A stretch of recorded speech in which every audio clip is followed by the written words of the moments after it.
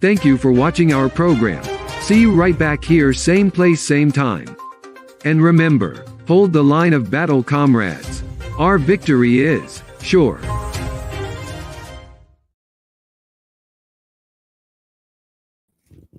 Get this monitor on.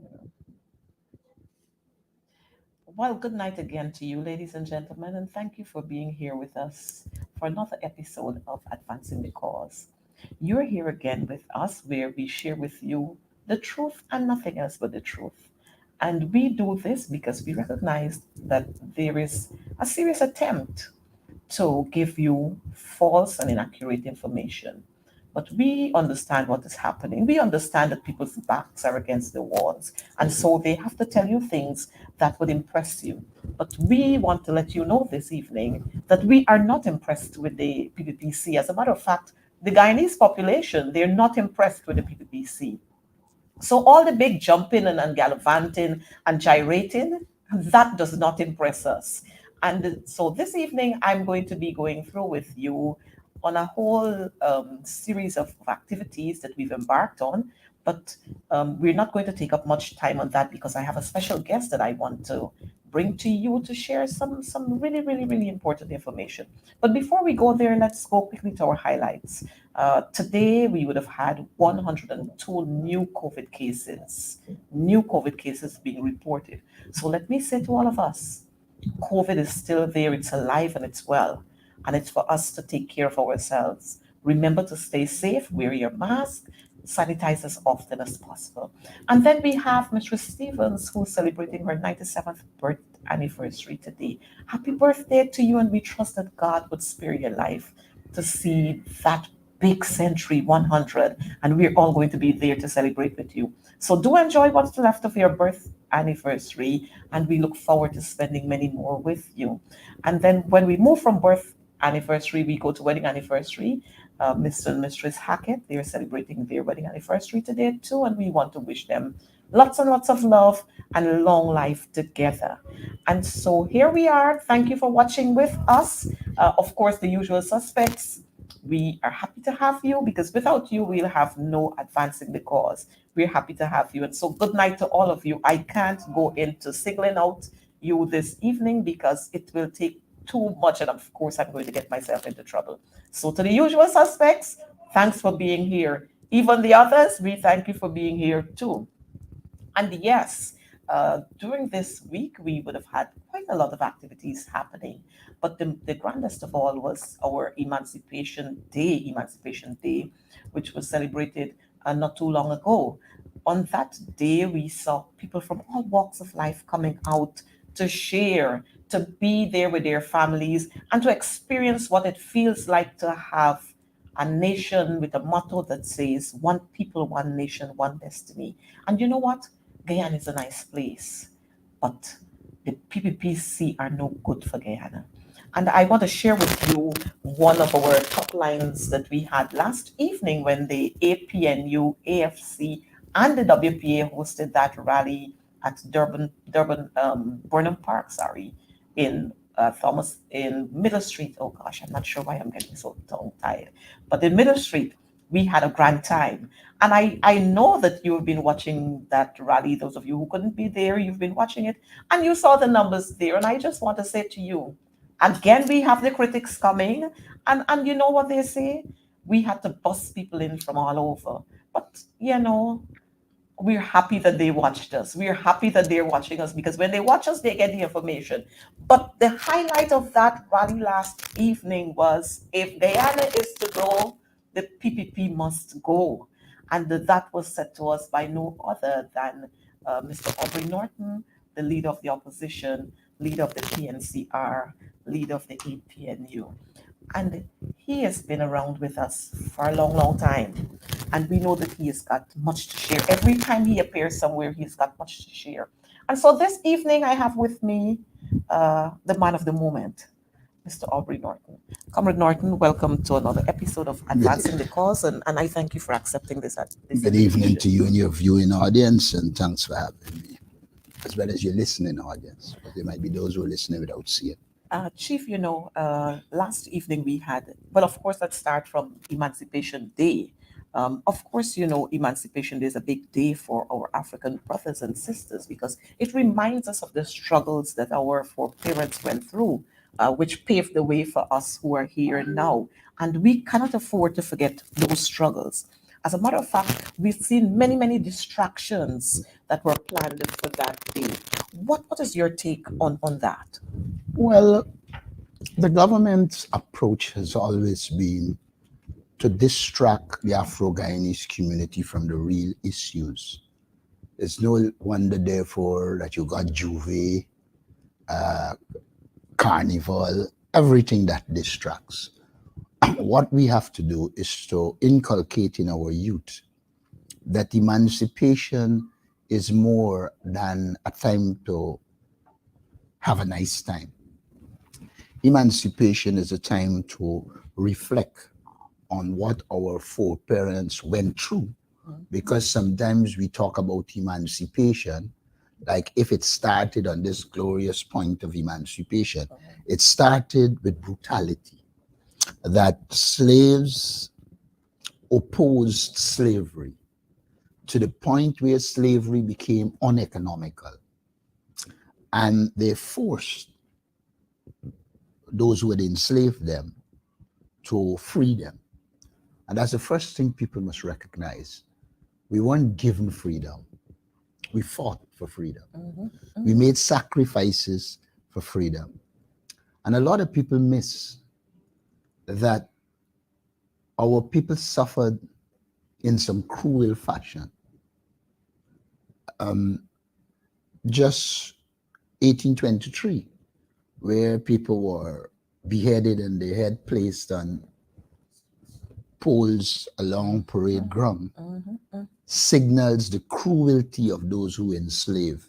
You know, a lot of times people try to portray us as hooligans, as all kinds of things.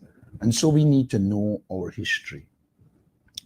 We need to recognize that from the inception, the status quo was against the development of African Guyanese society.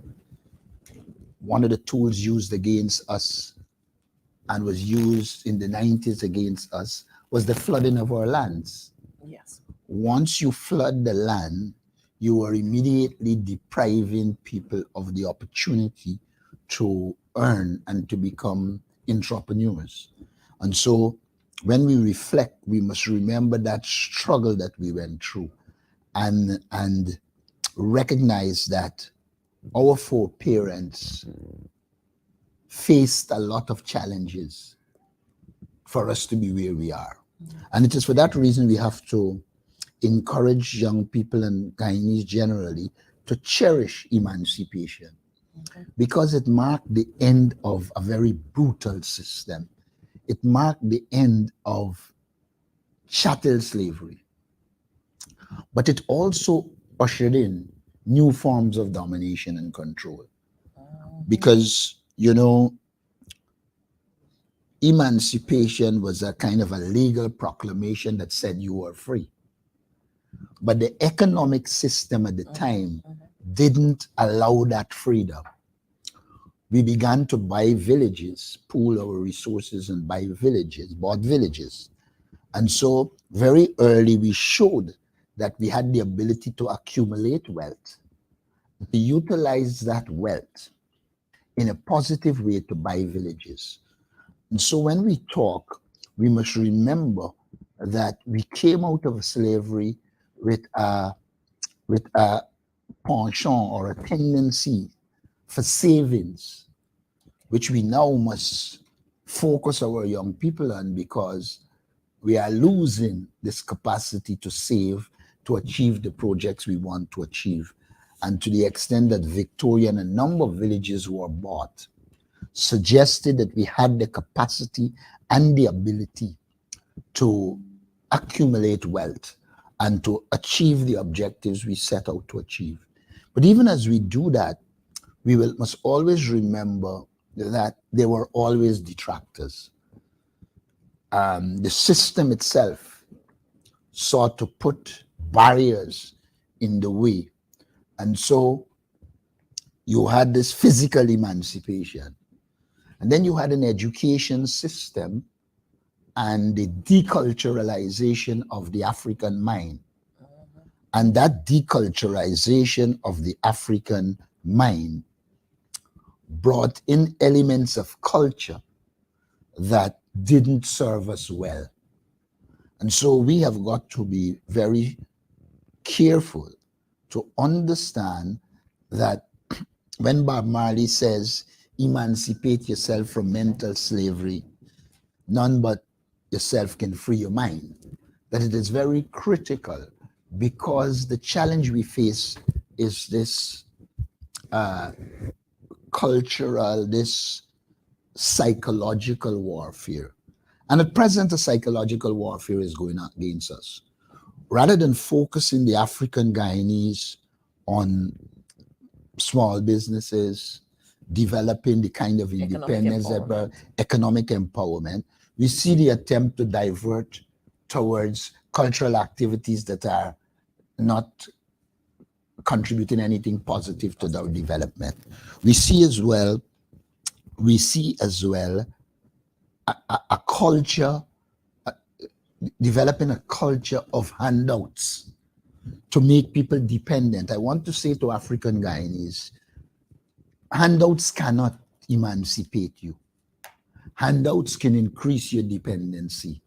What is needed are real programs that will put resources into African Guyanese community that allows the community to develop from an economic standpoint and develop the kind of independence that is needed in this competitive world.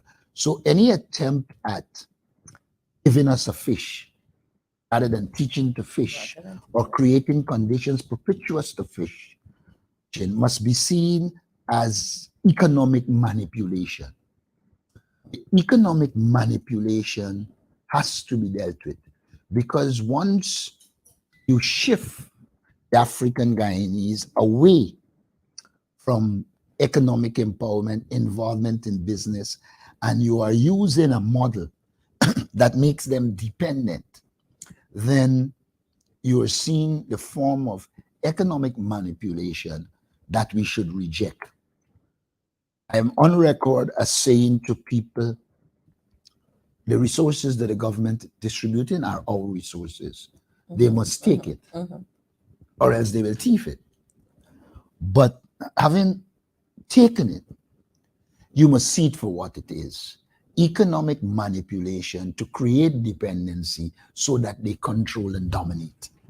Well, Chief, you've said a mouthful, but I want us to zero in, and we must always remind our brothers and sisters, especially our African brothers and sisters, of the hardship and the cruelty that our foreparents went through.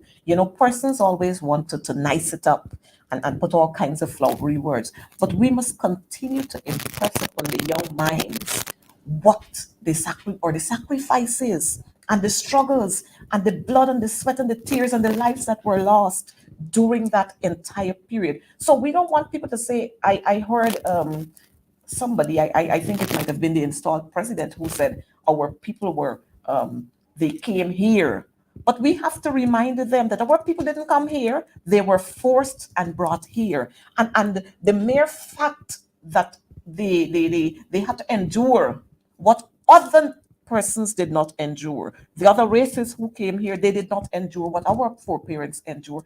That in itself should be saying that as Africans, we don't want to be treated exceptionally special, but that Africans should be treated in a particular way.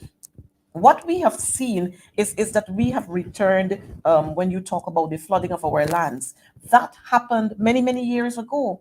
But just recently, we had that happening again. So every time we would have bypassed the colonial days, but it seems as if we have returned to those same days every time the PPP come around. You see, one of the things I think we need to underscore and to let our people recognize,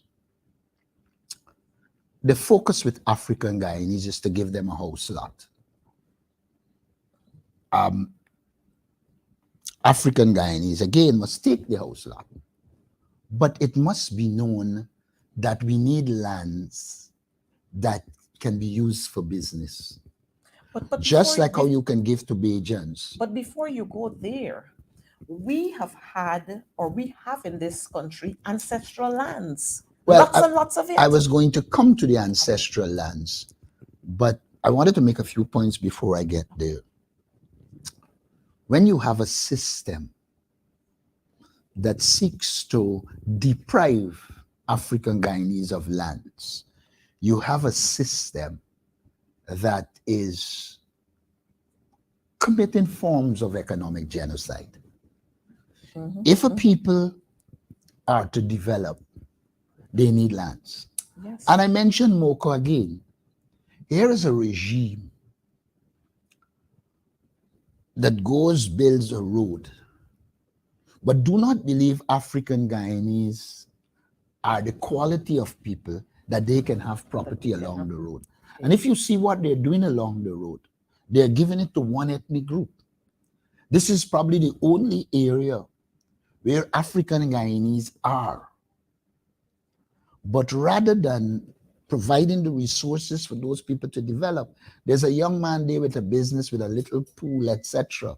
They have already envisaged in their head that if this young man gets through, you will have a powerful young African Guyanese there. And rather than, you see, we're not paying attention. They actually told one of the residents to get rid of their cows and move. And they're going to return and give them a house lot. But then you almost immediately deprive them of their economic sustenance by shifting them, by saying to them, get rid of your cows, get rid of your livestock. And when you talk, they are annoyed, but they do not establish the fact to the contrary. You have at West Demerara right now at least 2 young African businessmen who are involved in farming. Their farms are consistently destroyed to ensure that they are not economically viable. And to the point where the young men are thinking about coming out of agriculture. So when one is talking, one has to, I say to them, I'm on the ground. So I don't get secondhand reports. I go there, I see it. So when I speak from a point of fact. And therefore, we have got to now organize our people in such a way that they understand the importance of land, not just a house lot, land for agricultural purposes, land for development. And until we see that kind of activity, do not tell me about one Guyana. Until we see activities that allow each and every Guyanese, and this is not restricted to the African Guyanese. In some regard, they're doing the same thing in the Amerindian communities, not giving them the tools to fish, giving them a fish so that they be dependent. And so we have got to change that mentality and say to all and sundry that other ethnic groups can develop business. And something I think the government misses. If you look at the history of societies, where you suppress people, where you deprive them of opportunity, where you allow wealth to accumulate on one hand and extreme poverty on the other, the societies become unstable. So a lot of what the PPP is doing is going to erode the stability in this society.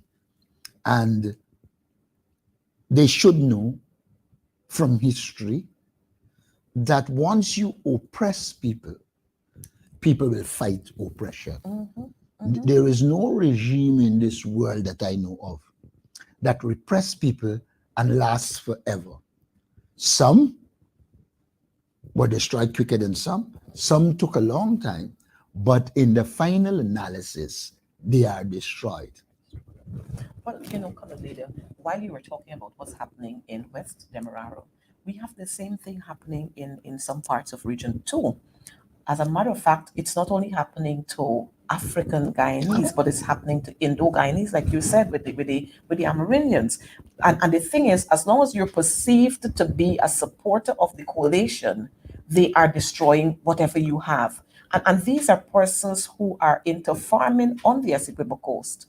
They have broken bridges that leads to their farmlands. And we have returned to a society, like you were saying rightfully, where this government, all they want to do is to have more and more persons on the breadline where you can always be stretching your hand out to them to collect whatever handout they want to give you. They want the cash grant and the this relief and the that relief. And so every time you have to be going to them again to collect whatever relief. And then on the other hand, we are boasting that we are finding so many new oil wells and so many new oil wells, and we're drilling here. And like one of my colleagues said last night, we're pumping here and we're pumping there, but you're not seeing where all of that wealth is going. As a matter of fact, we have recognized that the PPP are about the 3 Fs: friends, families, and the favorites. Now, while you are doing that, that group is just an elite group, but then the masses suffer. But it's more than that too. Look, I was at Bushlot. There's another form of it there's the political discrimination, there's the ethnic discrimination, but there are the actions that stem from greed. In Bushlot, one particular person is allowed to destroy the dam and nobody can do anything because he is a key PPP supporter. On the Essequibo coast, people complain. Some of them are PPP supporters, but there's always some PPP activists who believes that he or she alone is entitled to everything, and so they begin to dispossess even their own supporters. And that is why I believe the PPP is on a course of self-destruction, because a lot of the people in the PPP put aside race, put aside political discrimination. Some of them are driven by just greed, and that greed causes them to trample on even people who are supportive of them. Simple things like you take over a piece of land, and I'm telling you here, practical, where a PPP man takes over a piece of land and deprives the other person from getting access with their car. They could just walk through the little track that is left, and then the government does nothing. The matter goes to court, and the court gives a ruling. But I'm a PPP bigwig. Wow. So we must not underestimate the role of greed in marginalizing and discriminating against others. And this is particularly so in the Indo-Guyanese community, because when you visit those communities, one of the biggest complaints is the attitude and approach of PPP people who believe they have the right to lord and dominate over. When I was at Little Africa, many Indians said to me, they're glad I came. They know some work can be done, but they were telling you how afraid they are because the activists in the area instill fear, and once you don't toe the line, you become a target.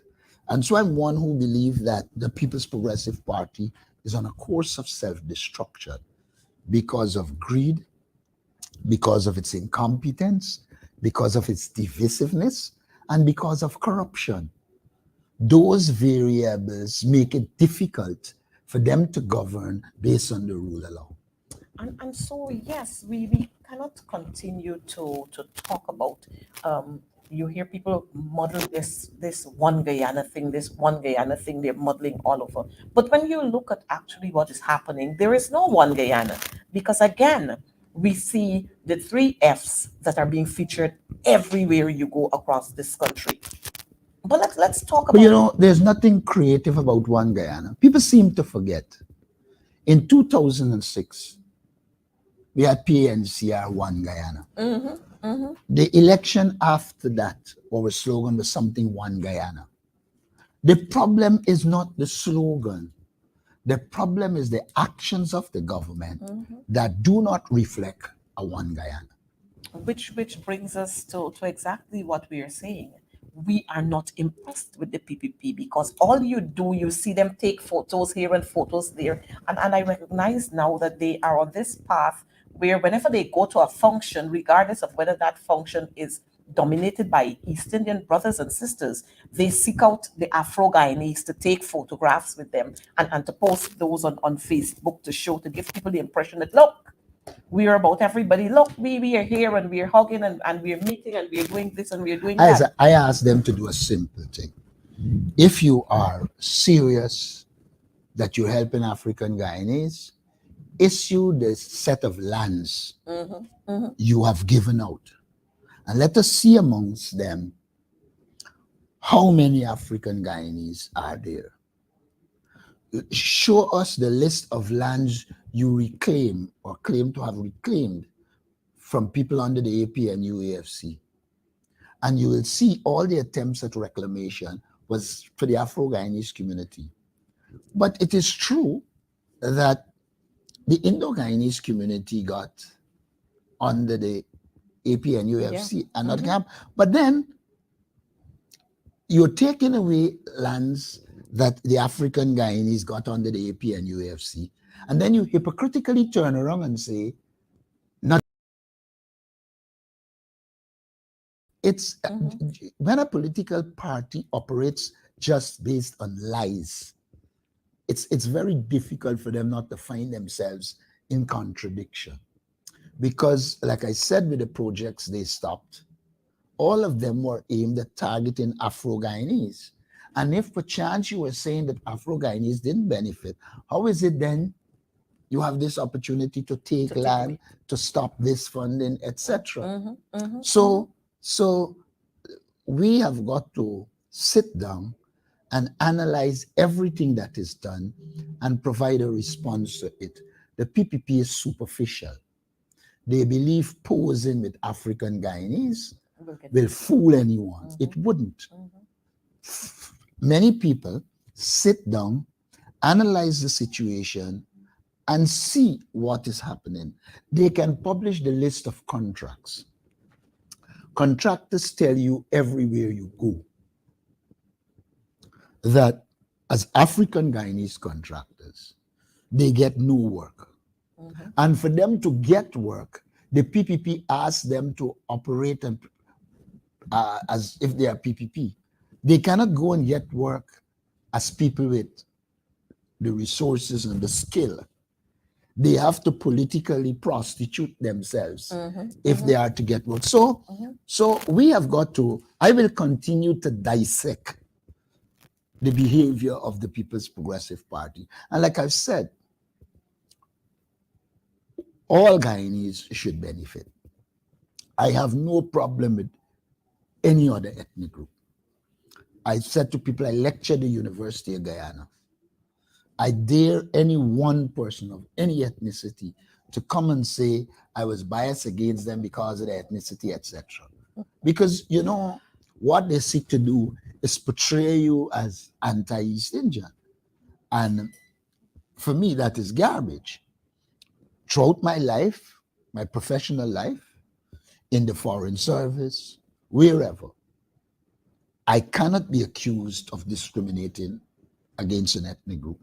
And therefore, when I stand up to discrimination, I'm standing up to discrimination because I believe it is wrong. And I stand up to political discrimination, ethnic discrimination, discrimination in the allocation of contract, discrimination, period. Good. I smiled just now when you mentioned that you went to the University of Guyana, because I know there's a little young man who's running around the place, and he was once one of your students. He attended the Um, university, yeah, so I understand. but we're not gonna go to that because we know there's the whole story behind that. But we're coming to the point. Just let me go back a little, where we talk about the land and this one Guyana, this flam of one Guyana. I can say to our viewers, and I think you know this too, the this particular Afro-Guyanese community, the Lancaster Hawk style NDC, that entire area there, that entire area was flooded when we had the floods. Lots and lots of the Afro-Guyanese there lost their livestock, they lost crops, and lots of things they lost, their homes, equipment in their homes, and so on. And I remember when they stopped the president when he was heading to Blackbush, and the residents there were pointing out what can be done, and what, and the region, the RDC, they're not providing the pump and those kinds of things to bail the water out. And the president said, well, he didn't come here for that. So when we talk about one Guyana, you are heading to Blackbush Polder, you have to pass most of these villages. As a matter of fact, you have to pass that entire NDC. But you only stopped there because the residents there forced you to stop, and you were not prepared to answer their questions. You were not prepared to offer the kind of assistance to them. But yet you preached one Guyana. And that's why we continue to say we are not impressed with the PPPC. But, Comrade Leader, let me touch on Emancipation Day. We recognize this whole big thing going around about this handshake. I don't know since when a handshake is a big issue. But what our people sometimes fail to remember, or conveniently they fail to remember, is that handshaking is whether I want to or I don't want to, based on how I feel, or reasons. And I want people to recognize that there's nothing about diplomacy and being diplomatic with handshake. Your take on all of this big hullabaloo that we're having. First of all, my understanding of a handshake is where there's a cordial relationship, where for some reason there is some amount of gratitude, where for some reason there are elements of friendship. Now, if I perceive that there's no cordiality, there is no need for me to be gratified. In other words, you don't fit into the category of somebody that I extend my hand to show a hand of friendship. Then I am not going to extend my hand. Why do I get into, I should explain to you something else. Let's assume the handshake didn't matter. Let's assume that it didn't matter. If it didn't matter, there would have been no hullabaloo. Mm-hmm. But because it matters to them, they want to have a handshake. Mm-hmm. And when they give the handshake, let me tell you what they will do. They will put it for PR purposes. Mm-hmm. Mm-hmm. And then they start to spin a narrative that Norton's selling out to the PPP. Oh, yes. So I understand them. They have done it before. They are greeting leaders. They put it in their press. And they make it look a particular way. And then they themselves start to put into their spit press that the particular leader is selling out. And before you know it, within your own constituency, you lack credibility. Now, all of that I would have taken into consideration when I took the position that I will not shake the hands of my oppressors. First, you're oppressing us as an African community. One reason for which I'm shaking your hand. The second reason for which I'm not shaking your hand, there is widespread corruption. And you have in front of you a Vice News revelation that should be investigated. But you claim it's not authentic, it's just a by the way thing. Good. So right away, you are showing where your friendship lies. Mm-hmm. Your friendship lies in protecting those who are allegedly corrupt and are allegedly taking bribe. Why do I want to sully my hands in such hands? Additionally, the state, one of the key things about a developing country is that the state allocate resources and development will occur based on the state allocation of resources.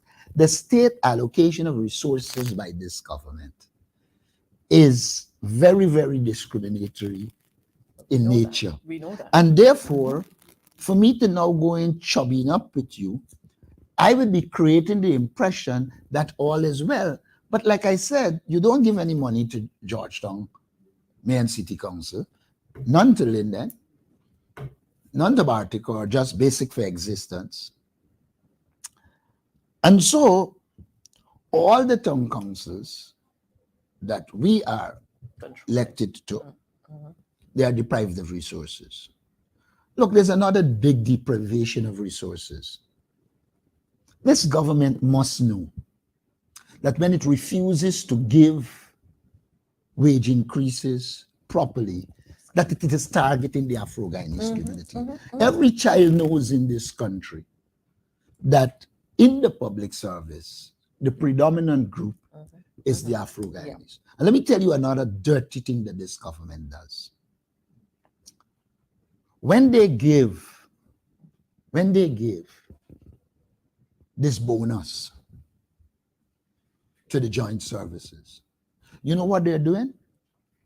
They are ensuring that the joint services don't get a proper pension. When you get a bonus, it's 50,000 and you're gone. It's over. It does nothing to your wages and salaries.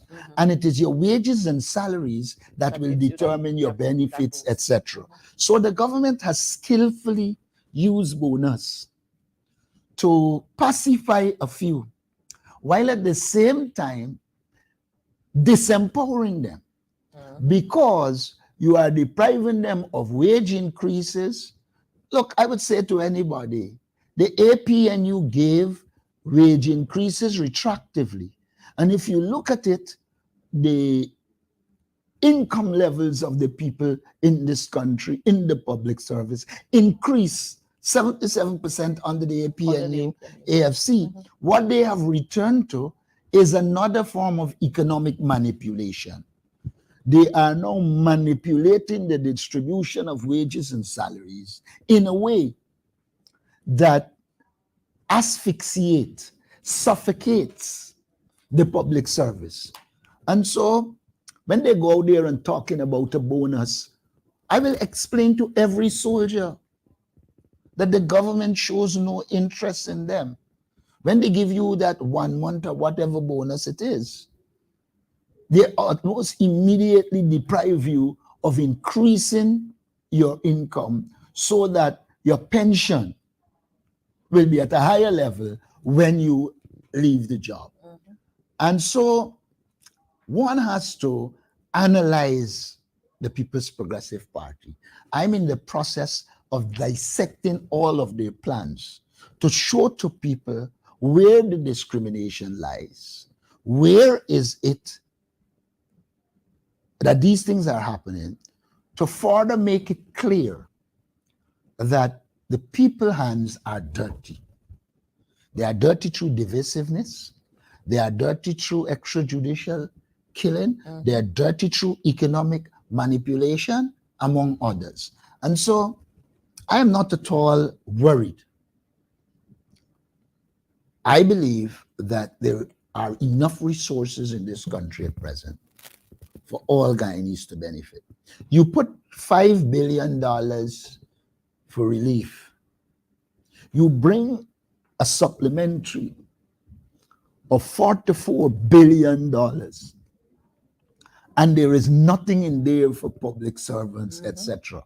While I agree there's a role for the private sector, I also believe There's a role for the public servants, and there's a role for the small people in the private sector who also need to benefit. But this thing of doing everything in the interest of the PPP elite, family, friends, and favorites, I will oppose it.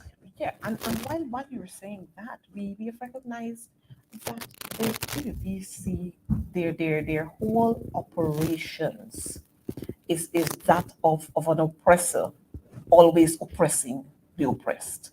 That's their operation. If you look at the way they've been operating over the last 23 years, and you add this 2 years that they've just gone in there being installed, we see a complete return of what happened 23 years ago.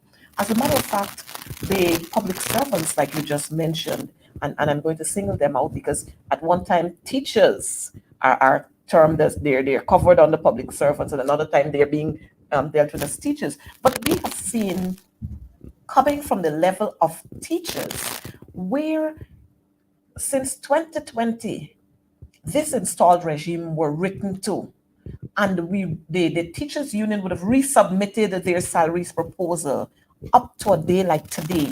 There is no answer. There is no response to that with regards to when we will start looking at negotiations.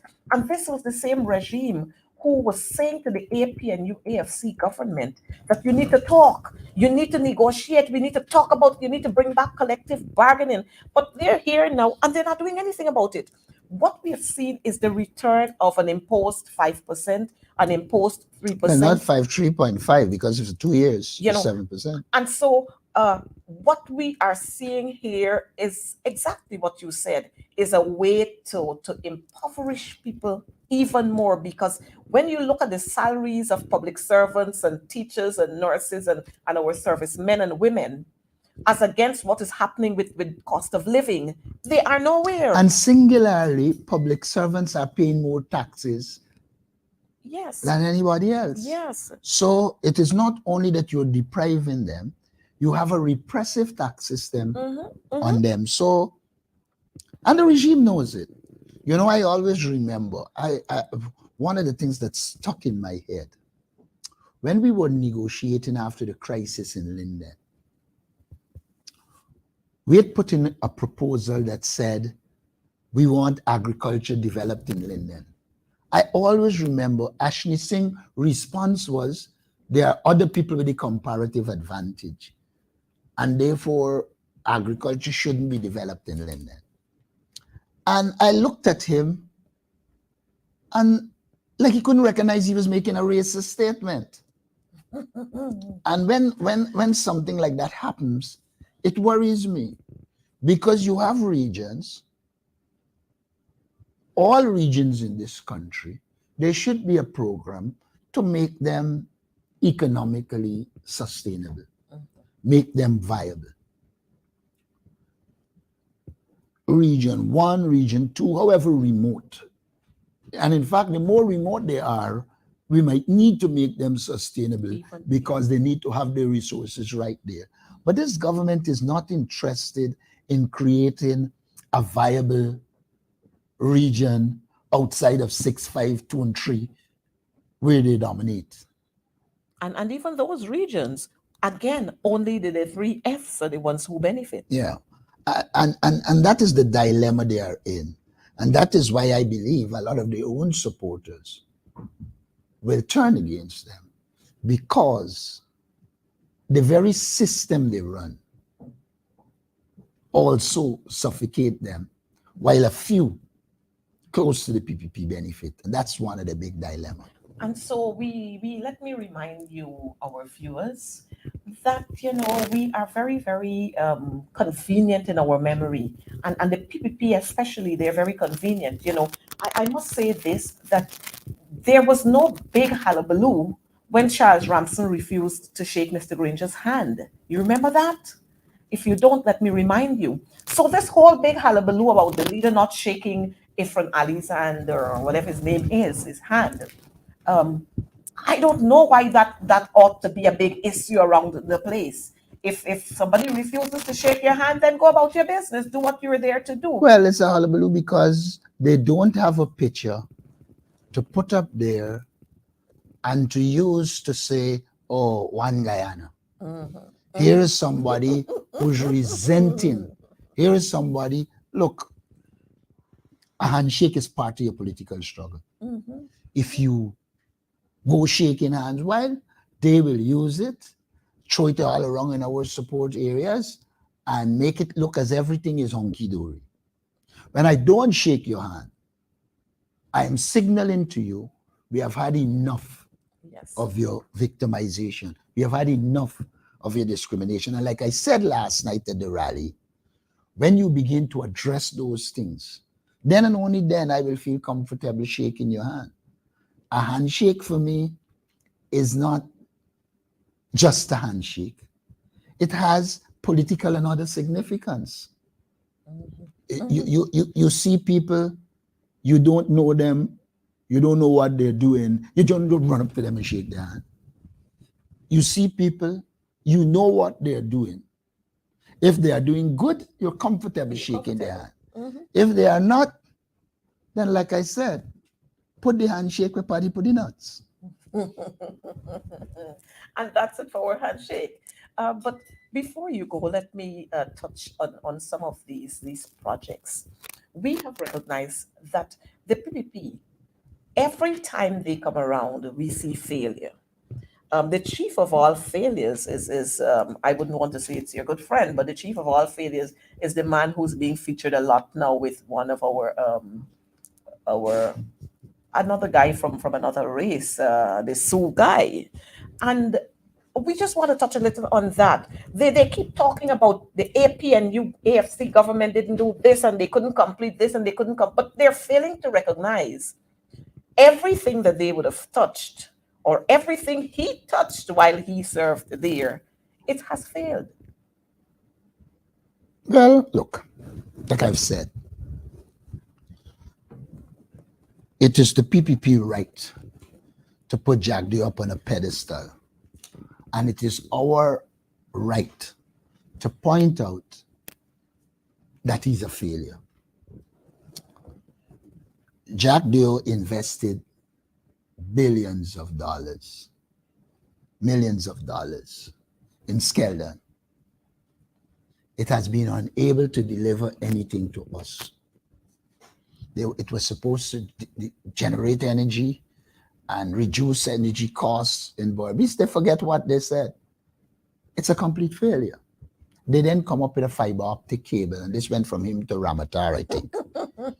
And this fiber optic cable, I remember debating in Parliament and asked, why don't we use the existing mechanisms at the time it was GT&T alone, I think, and let the private sector expand and we utilize it. They went and put billions in the fiber optic cable. Mm-hmm. And I think apart from them by getting a little wire for sale, nothing happened. Nothing else. Then you came up with a packaging plant that was going to solve all these problems. That too packed up.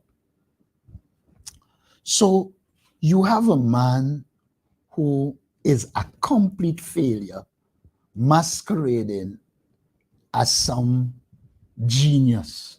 Well, champion of the earth. Under Barrett Jack Deo, if you look at the growth rates, you will see he was one of the worst finance ministers. Apart from the period where they inherited from the Economic Recovery Program, which was started by the PNC and by Mr. Hoyt, a failure, complete failure. He had a one laptop per family. Oh, geez, don't talk about that one. Billions of dollars, failure. Mm-hmm. And so the man, everything he touches turns to filth. But for some reason, people continue to put him up. Now he's in the oil sector. But now the Barrett boy, the other Barrett, okay, he is not really in it. He just there. Guy needs to say he just there. You have an oil agreement in which you're expected to audit cost oil so that you know exactly what costs it involved in terms of exploration, distribution, etc. You have not developed the capacity in GRA. You have not developed the capacity anywhere to audit, to monitor, and then audit the spending. First thing, in the Environmental Protection Agency, there is no serious program to train people to give them the capacity to deal with the environmental issues. And so, even the profits we should be getting, we don't know exactly what 50% is because of our failure to develop the capacity to monitor and audit cost oil. We are contributing to the lessening of the profits to be had from oil. And like I said to some journalists yesterday, let us put the basics in place. Let's assume we renegotiate the contract. And all of us agree to renegotiate the contract. And we get better deals. Still, if we don't have a command of what is cost oil, we are still in trouble. So a lot of times, I believe the focus has to be on ensuring the oil resources serve the Guyanese people and ensuring that we benefit. But the basic things the government should put in place for us to benefit, they leave lax. I mean, if something as simple as insurance, you can't fix. Not only you can't fix it, but you fought it. You are signaling to people that you have no interest in the people of Guyana benefiting from oil and gas. Look, the ExxonMobil came, we didn't have the capacity to do the exploration. Of the oil, yeah. You make an agreement. Having made this agreement, you are expected to develop the capacity to monitor the agreement and implement the elements that are in our interest and work to improve so that we get better. And I do believe that the government shows marked incompetence when it does not put the mechanism in place to ensure we know what actually is cost oil so that we could determine profit oil and benefit. Well, this is all about the PPP because we've seen so many projects. And when you, as a matter of fact, let's look at the COVID cash grant, the grant that they gave for COVID. We've asked how many persons would have benefited. We've asked for an audit. And then you heard the president jumping up to say, well, we'll have an audit. And that was the end of it. But if you want to know how the thief, this Guyana got 70,000 farmers. I mean, just do the mathematics. There's no way we have 70,000 farmers. We have in Guyana, they contain 400 households. That is what they contain. Now, the average household is 4 persons per household. If we have 400 households, then we should have been able to calculate easily how much money we needed for the cash grant, COVID cash grant. We should have been able to now account for it. You know why they can't account for it? Because it was a gravy train. Yes. And so I don't ever take them seriously. There are many things that they should do that could have passed through the banking system. Public servants could have been used to do it. They're using political activists. That's what I noticed. That means, it's an avenue for corruption. Even the contracts with this government is not about the contribution to development, etc. Every child would have known that if you open the road to the East Bank and they got to turn off and come around, then you had to do the access road. Yes. So, you know what they did? I think they didn't want to go and bid and so they make it emergency works. That's straight. And so you're in the process of destroying and constructing at the same time. Uh, I, Which is what they do all the time. correct. All Yeah. the time they do this. Yeah. We've seen roads. If you drive along Princess Street, you will see there are patches of road that they attempt to fix. Some parts are high, some parts are low. And so when it rains, you have water accumulating in some parts. You see, they dig out parts in Durban backland. They're just digging parts, the holes there, they're scraping it around, and then they're going to come and fill it and just throw some bitumen there. And this is what they But do all the time. but look, you can do that, but you have to do it properly and with the scientific way. But our situation has gotten worse than that. Excuse me. We are building roads in the same way that we build it when we didn't have the amount of heavy traffic, the size of vehicles. Yes. So there is no engineering in it. I don't think this government has a core of engineers that are advising on your infrastructure development. To put it simple, this thing is a hustle. Well, I was coming to that because when we spoke earlier about the building and destroying at the same time, and that's why I referenced what's happening in Durban Backland, because you have a patch of road there that you're attempting to fix, but at the same time you're destroying the other part because you're still allowing the regular flow of traffic to come through. So while you're patching this, all the vehicles coming on the other side, they're damaging what is already damaged on this side. So by the time you finish fixing there, you got bigger work to do here. And again, yes, it's a hustle. The three F's again will benefit. But lastly, Comrade Leader, I want to touch on this whole issue of Gaisuko.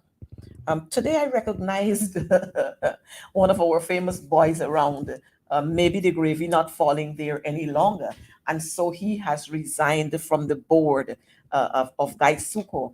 And this is what we've been talking about all the time. The incompetence of one, the CEO, two, the government, the PPP, continuing to lie to the people of Guyana, and more so to the workers, the sugarcane harvesters, who are, most of us know, are their supporters. They continue to lie to them and to always keep boosting and boosting up the sugar industry, which we know cannot come alive again.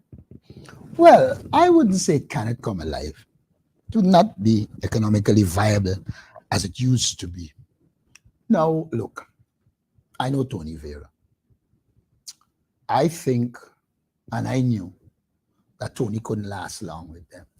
And the reason, like many others, the reason he cannot last long with them is because, one, he will attempt to do economic and another analysis of what is being done. Two, I don't think he would sit down and allow this widespread corruption. Three, he has worked in the sugar industry and he knows the sugar industry, and therefore he has an idea of what will work and what wouldn't work. Now, I think Cesar is a complete sailor.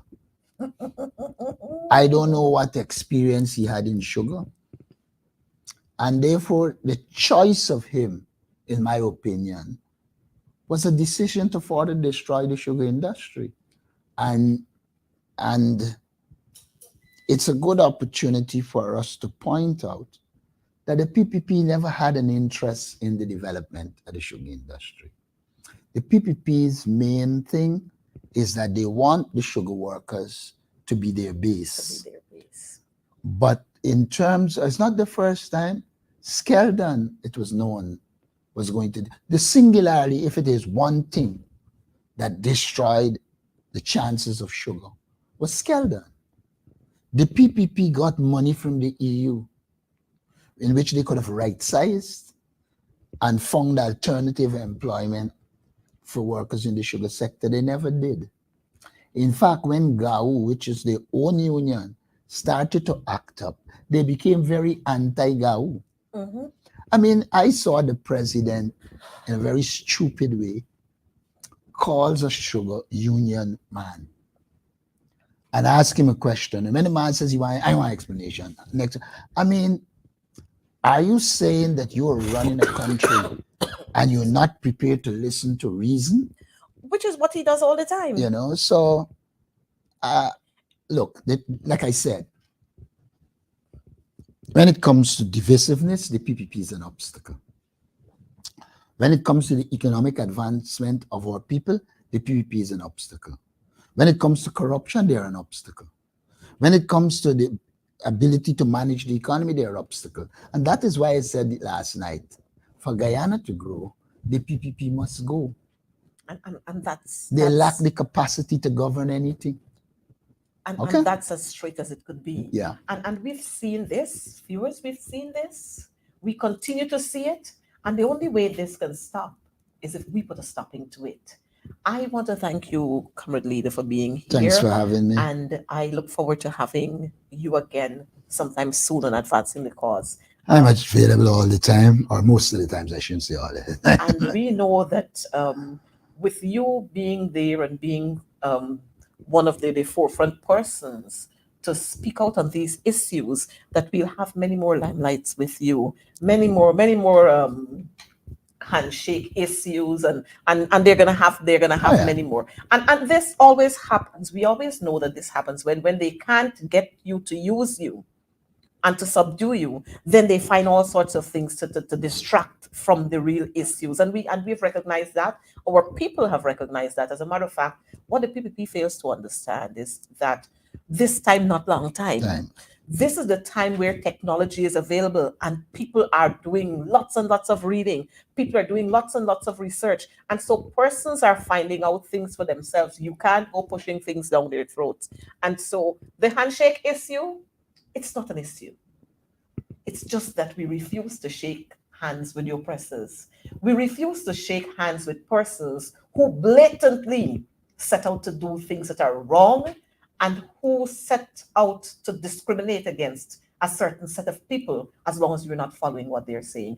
And so, folks, thank you for being here with us on Advancing the Cause. But I just want to share with you a little bit of information that we got. I'm hearing that the parents in Machakai, and that is in Region 1, Port Kaituma, that's the Port Kaituma area, parents are being denied their school cash grant. I don't understand how a government could be claiming because we care and you're discriminating against people. If you're saying that the children did not attend the school last term, their names are on the registers. They attended school the term before, so you need to give the people their monies. And here again we go. This is how they set out to thief the money, because the children's name, the children are on the registers of this school. So why is it that you're preventing the parents from receiving their cash grants? So parents, you continue to go there and ask for your cash grants. And I'm hoping that what I got, the report that I got, that it's not true. I'm just hoping that it's not true. And we continue to have accidents along the roads. And so I want to ask that we be careful. Don't drink and drive. And look out for all the other drivers who are not looking out for themselves and who wouldn't be looking out for you. Again, our COVID cases keep climbing. And let me ask that we be very, very considerate with what we do. Wear your mask, sanitize as often as possible, and look out for each other. And lastly, I want to extend our sincere condolences to some persons who have lost their loved ones. I know just the other day we had one of our teachers from the quarantine, Port Moran Primary, who lost his life by accident, Mr. Sidney Court. The GTU family extends condolences to you, and we here on Advancing the Cause do extend our condolences to you. We know that the Brick Dam Secondary School, they're also mourning the loss of another teacher. We share your hurt at this time, and to the extended family of that teacher, we do extend our condolences. And then we have another teacher who lost her father, who would have given great service to this country, Miss Aisha Azor Elgin. We want to extend our sincere condolences to you, and we hope that God is going to comfort you with the pleasant memories you have of your loved ones. With that, goodbye, take care, and we see you again next Wednesday for more on Advancing the Cause. Have a good night.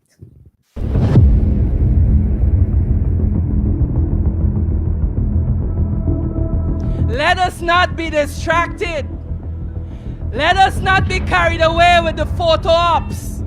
So Irfan Ali knows Brown Skin Girl, a famous pop tune, and we must be impressed. We are not impressed. We are not impressed. We will be impressed when he starts to implement policies that see the equitable distribution of Guyana's wealth. We will be impressed when what they give to Region 6 is what they give to Region 4. We will be impressed with when they do the roads in Buxton, the same quality that they do the roads in Monrepo. We will be impressed when you go to visit Monrepo, that you turn up to Quindon Bacchus's family and say, here I am. So him jiving or trying to jive the brown skin girl does not impress us.